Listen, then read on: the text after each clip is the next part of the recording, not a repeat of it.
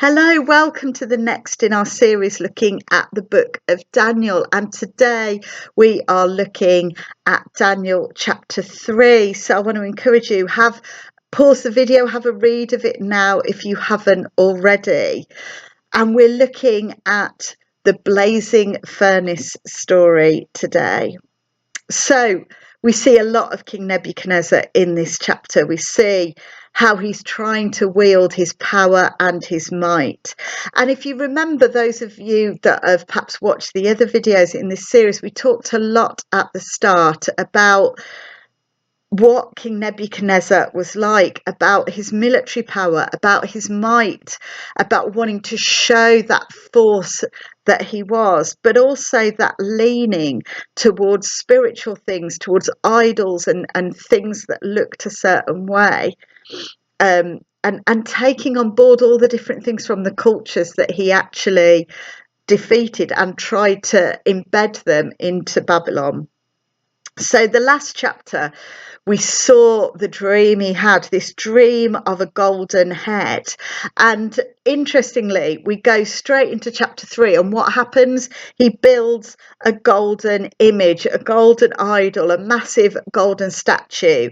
And this statue was big. It says it's 60 cubits by 6 cubits. 60 cubits is about 90 feet or 27 meters. So 6 cubits is about 9 feet or 2.7 meters. That is a big idol. You are not going to miss that when you're walking past it. And in his dream, King Nebuchadnezzar saw this idol, saw this image, saw this head. And interestingly, he then goes on and builds it. You think, how much of that dream was playing on his mind? How much had he not put it to rest? How much was he not at peace about what he'd seen, what he'd heard, what Daniel had interpreted for him? And instead, he turns this image into an idol, into a way for people to worship. And it's not just worshipping the idol, but it's showing him honour and respect as the king as well. He's wanting people to show him that they're behind him, that they're for him. We see his need in this of people worshipping him, really, of people being ready to submit to him, submit to his power, submit to his authority, and do as he's commanding. He wanted to see people's loyalty. How much of this came from the fact that Babylon was now made up of so many different cultures because of the different places he'd invaded and the exiles that had been brought to Babylon, almost his way of pulling everyone together under his rule and authority and power. But something else we see from King Nebuchadnezzar throughout this chapter is his threats.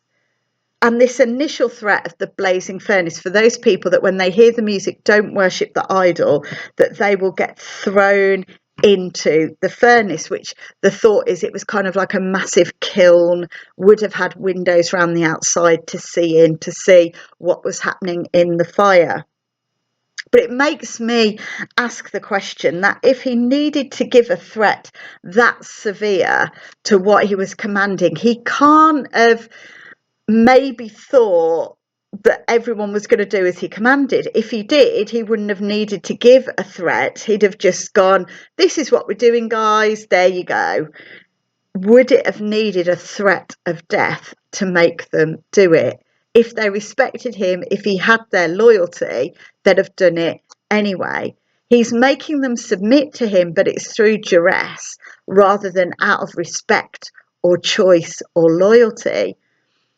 Interesting when we think on God, and he asks for our submission, he asks for us to love him, but it's a choice. It's not a duress, it's not a making us, it's our choice to submit our lives to God. Yet King Nebuchadnezzar was giving duress, was giving threats to make people do it. And to add to this, something else for us to perhaps throw into the mix here is the culture of Babylon at this time was so used to worshipping different idols and different idols appearing or being made and then being told to worship them.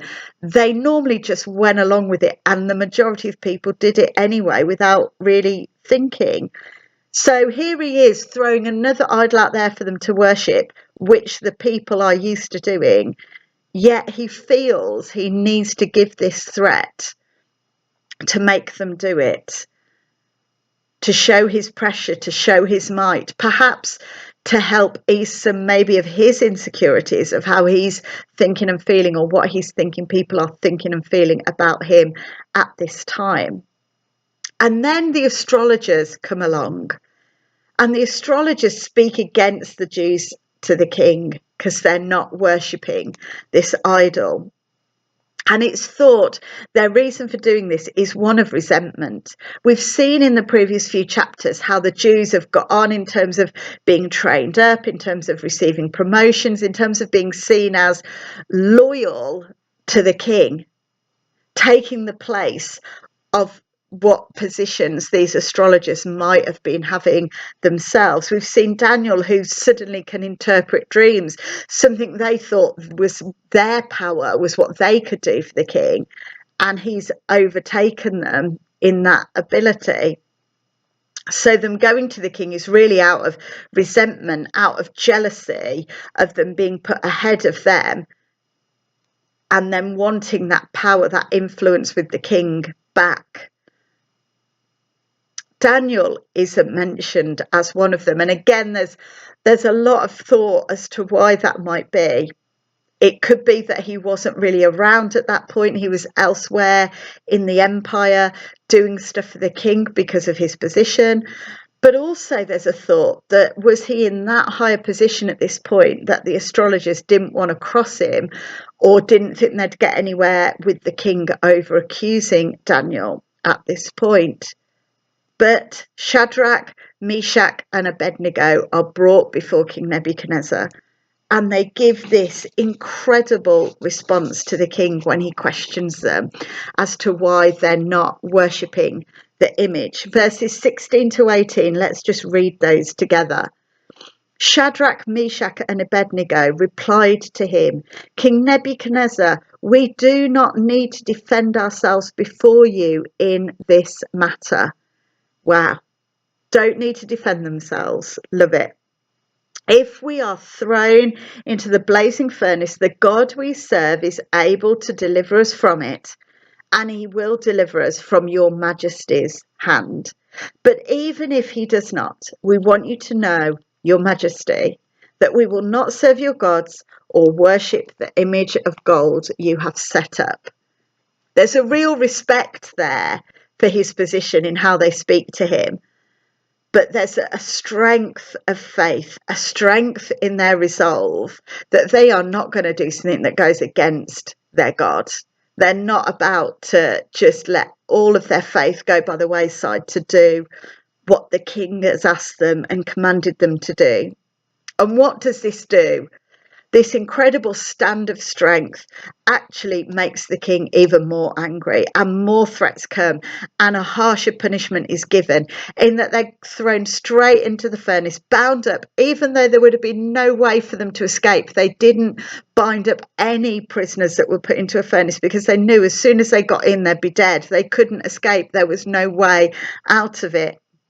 And it was that hot, the temperature was turned up that high, that the soldiers putting them in the fire were killed. And then we see this incredible result of them coming out of the furnace, not a scratch or a bruise on them, not a burn, not a smell of burning on them.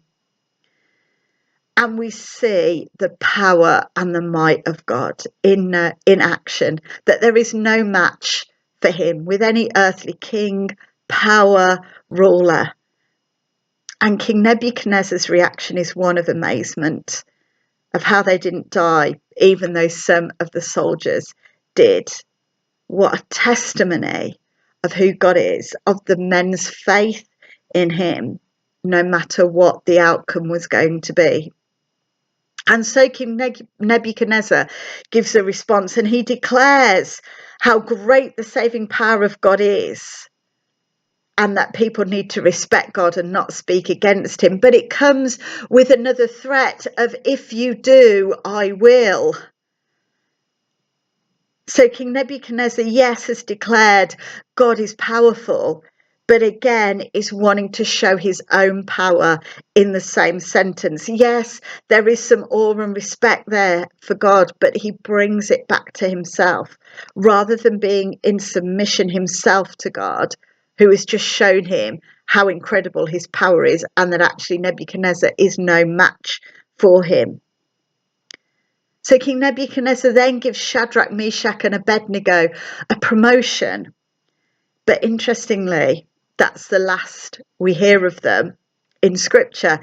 And I do wonder what became of them. Did they carry on being these men of great faith, or did something else happen with them?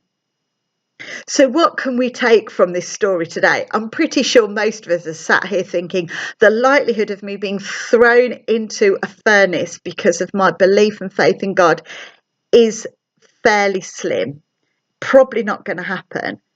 But what we can take from this is this example of, as we've said, a bit of a strap. One of the strap lines for this series is a life that gets its hands dirty with faith. And we see that here with Shadrach, Meshach and Abednego. They certainly get their hands dirty and they let their faith dictate what they're going to do in their lives.